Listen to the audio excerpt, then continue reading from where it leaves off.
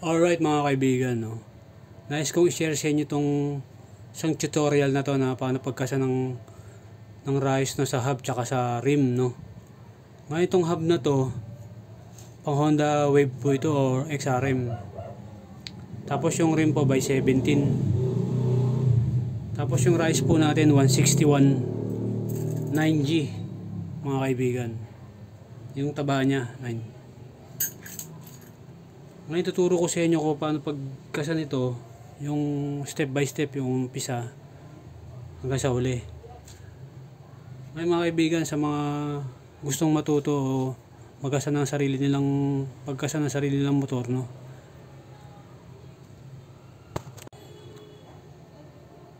I-share ko po sa inyo to mga kaibigan.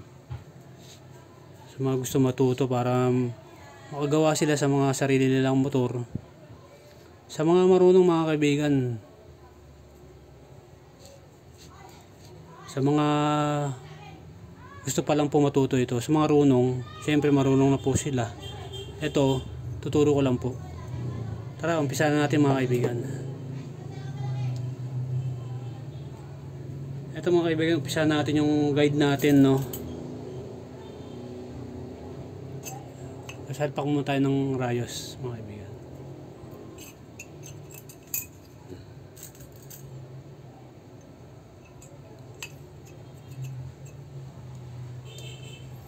Kung mapapansin nyo mga kaibigan, salisihan po yan. Ayun po yung kabilang rayos. Ito po yung magsisilbi na guide po ninyo pag nag-start kayo ng pag-alay ng motor pagkasa. Ayan. Yan yung pinaka-guide po ninyo. Laging pag nag-guide ka po kayo, lagi pong ito nasa kaliwa ninyo.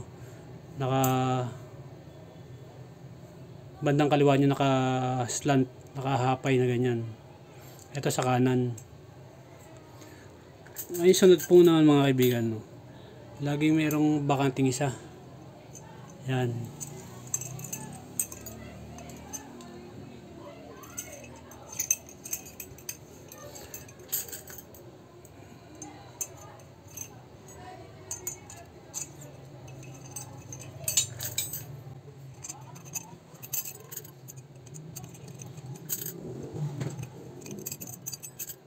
Ayun, natapos na po natin itong kabila, no? Subukan po natin, ikakasa po muna natin po ito, no? Sa rim. Yan. Bago nyo po siya ikasa, ihahapay nyo po muna yung mga rayos. Sa bandang kaliwa nyo po ulit. Yan. Sundan nyo lang po ito mga kaibigan. Yan. Gaganyan nyo po siya, yan. Pwede na kayo mag-start. Ngayon pag mag-start naman po kayo, laging dito po kayo mag-umpisa sa may daanan ng valve ng pito. Dito po kayo lagi mag-start. Sa kaliwa. Kaliwa po lagi.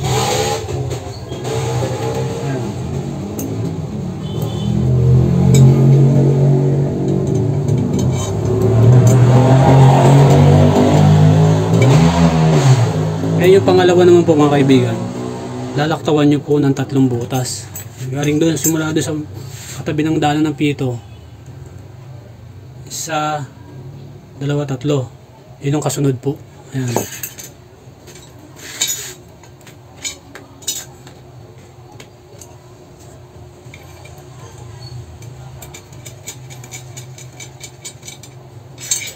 Laging 3 laktaw.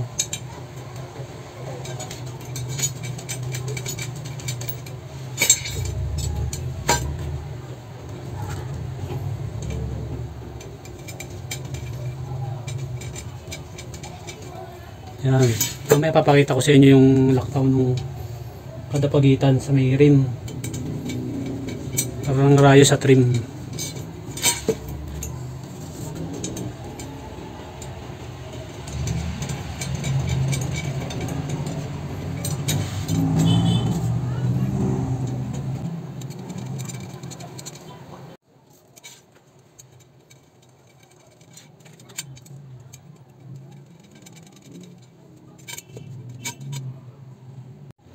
Ngayon mga kaibigan, papakita ko sa inyo yung bawat laktaw ng ano, no, ang rayos sa pagitan ng rim tsaka rayos. Yan. 1, 2, 3. Yung nagsimula doon sa may daanan ng butas ng pito, yung valve ng interior. Yan. Tapos babalik rin nyo po siya ngayon. Dahil doon po tayo sa kabila na. Ay, ganyan po pala. Ayan na, no? Hayaan nyo lang muna ganun.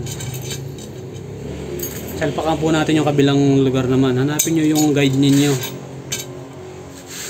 Yung pinaka-guide ng rayos kanina. Ito siya, di ba?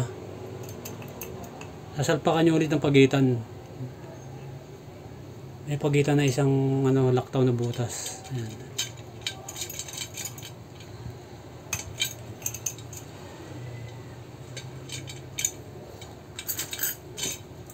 Ganun ulit. Yan, tuloy-tuloy lang, ganun lang.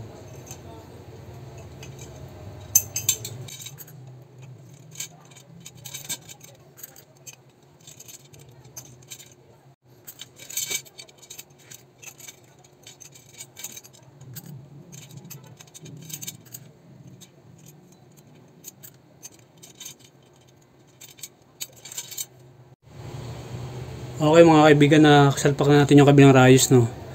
Ngayon kakabit na natin yung mga rayos dito sa may rim, no.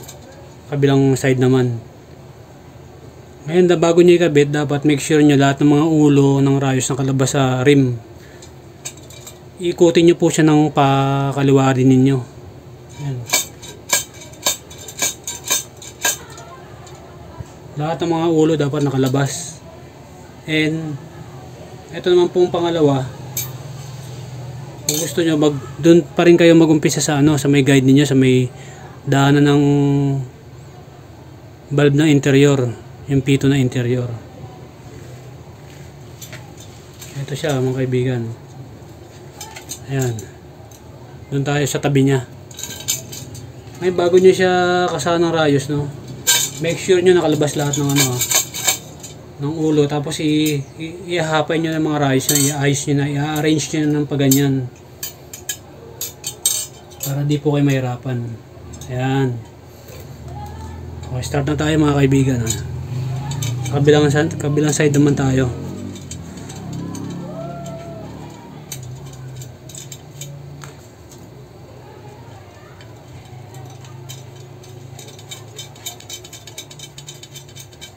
Ganon din po yung mga kaibigan. May mga tatlong pagitan pa rin po sila ng butas sa rim. Pagitan ng rayos sa rim. Ayan, o. Ito po yung bagong kasa natin, di ba? 1, 2, 3. Ito na yung kabila. Ayan. Pag nagalaw po siya ng ganon, ganon yun lang po ulit. Babalik naman po yan, eh. Tapos kabila naman, next lang. Tuloy-tuloy lang yun mga kaibigan. May papakita ko sa inyo.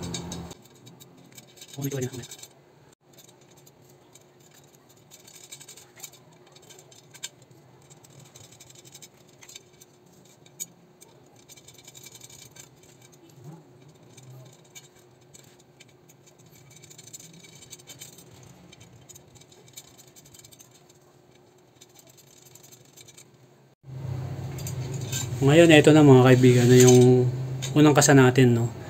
Balikalahati pa lang po ito. 18 pieces pa lang po na rayos yan. 36 pieces po lahat yan, eh. 18 pa lang yung nakakabit natin. Ito yung sinasabi ko na ano mga kaibigan. Ayan po. Ano, dito po kayo nag-start. Yung kabila. Tatlong butas pa rin ang pagitan po niya mga kaibigan.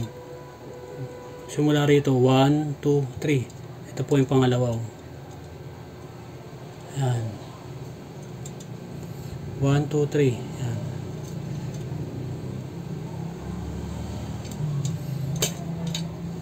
Ayan po mga kaibigan yung style niyan. Yan.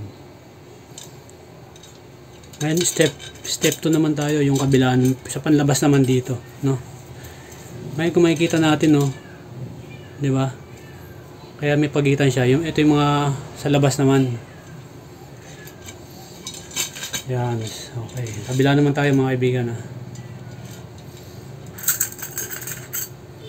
Ganun lang.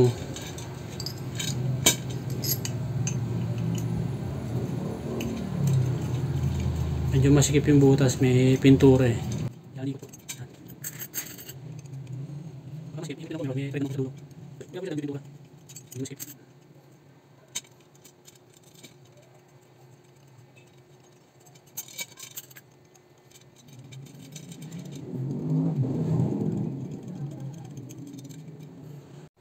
Okay mga kaibigan, no? Naisalpak na natin yung kabila na yung panlabas, no? Kabila muna tayo, meron pa natirang rayos eh. Ihahapay nyo naman siya pakanan nyo. Sa panlabas naman to mga kaibigan na yan, no?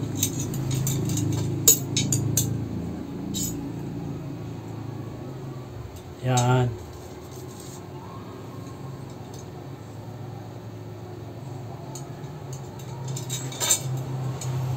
Ito mga kaibigan, meron tayong guide noong una, 'di ba? Pero ito, kung saan matatapat yung rayos ninyo, dapat yung nakahapay din sa butas ng rim. Makikita nyo naman yan eh.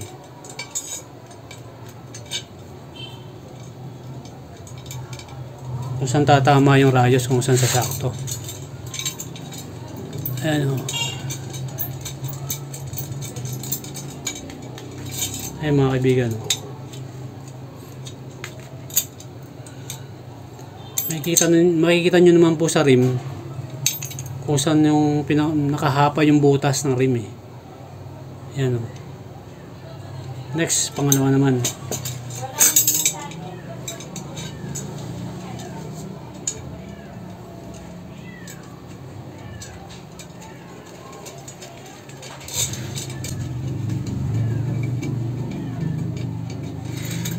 Ganun lang mga kaibigan.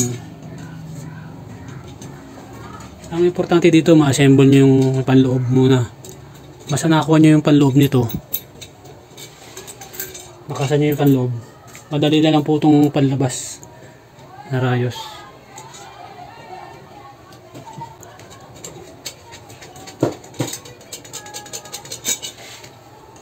Ayan, kunti na lang, malapit na tayo. Na-assemble.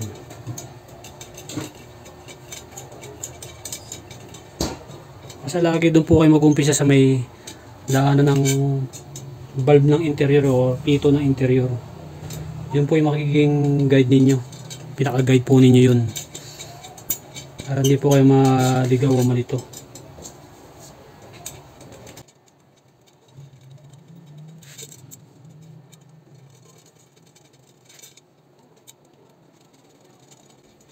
Ito mga kaibigan, kung mapapansin niyo, na-assemble na po natin yung kabila. Yung kabila wala pa. Diba? Dito naman po tayo sa kabila.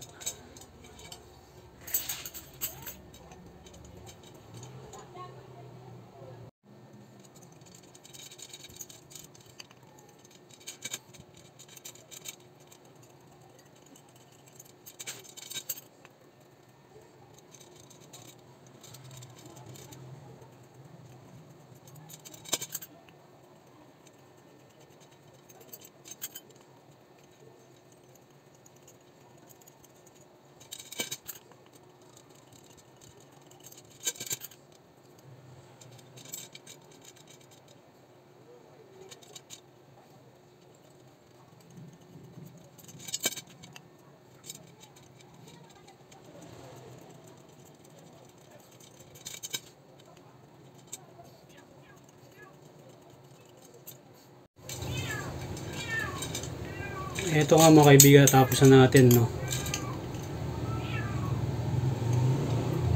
Tapos na natin tong kabila. Yan, kakasan naman natin ngayon. Ganun pa rin mga kaibigan. Ihahapay nyo pa rin siya para hindi na po kayo mahirapan. Ayan. Sana po makatulong po sa inyo itong tutorial na ito. Makatulong po sa mga gustong matuto itong tutorial na ito. Baka naman mga kaibigan, paki-subscribe naman. Ito po mga kaibigan. Ganun lang kasimple mga kaibigan.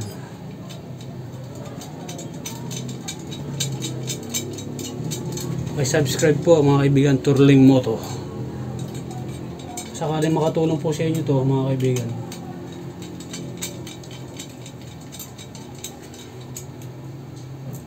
Ganun lang oh. Malapit na po siya ma-assemble. Ngayon next na gagawin po ninyo rito, i-align nyo na lang. Higpitan po ang mga rayos. Importante po rito matuto po kayo magkasa.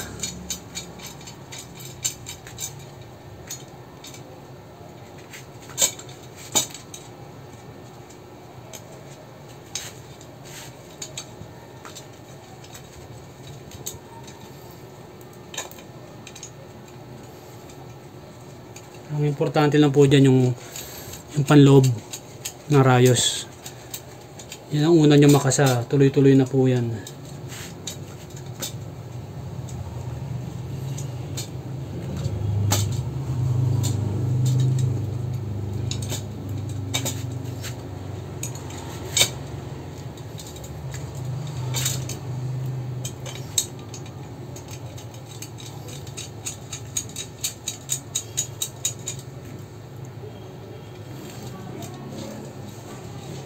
Ito na po mga kaibigan, no? Pinaka-finished product. Na-assemble na po natin, no? Nais ko lang i-share sa inyo to, no? Isang tutorial na ito na pimahagi ko po sa inyo sa mga gusto pong matuto, no? Sana po nakatulong po sa inyo to. Baka naman po, baka paki-subscribe naman po yung my YouTube channel. Yun lang po mga kaibigan, no? Sharing is caring, Turling Moto.